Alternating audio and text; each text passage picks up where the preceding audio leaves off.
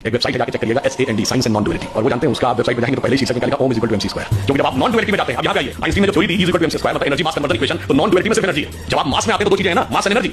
ये वीडियो मैंने पहली बार लॉकडाउन में देखा था और उसके बाद फिर जब बायोशाला ने इसके बारे में फिर बात की, आई थॉट कि मुझे इस पर बात करनी चाहिए। मेरे पेज की पहली वीडियो भी इसी बारे में थी, is equal to MC square.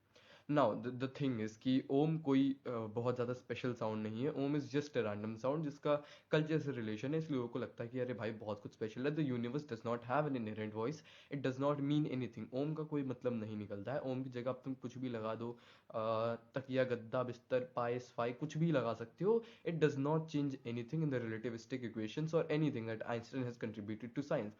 और जैसे सुधांशु त्रिवेदी कहते हैं कि जाके गूगल पे सर्च करिएगा साइंस एंड नॉन डुअलिटी। ना भाई, साइंस एंड नॉन डुअलिटी कोई बहुत ज़्यादा स्पेशल वेबसाइट नहीं है। उन्होंने कुछ ऐसा कंट्रीब्यूट नहीं किया है साइंस को जिससे अगर वो कह दें कि Om is equal to MC square तो उसमें कोई गहराई आ जाए। सो बेसिकली जिसका कोई मतलब नहीं है Om is equal to MC square.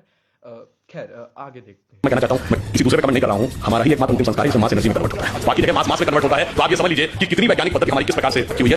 एक बॉडी को जला देने पे जो एनर्जी निकलती है वो एनर्जी बॉन्ड्स के टूटने पे निकलती है। Energy is equal to energy. Mass से जो एनर्जी निकलती है that is not even a considerable amount. Whereas अगर हम बात करें किसी को दफना देने पे जो माइक्रो ऑर्गेनिजम्स एनर्जी बनाते हैं दैट इज एक्चुअली कंसिडरेबल। इसलिए जो दफनाने से एनर्जी निकल रही है वो ज़्यादा है। यू लूजिंग इधर वे।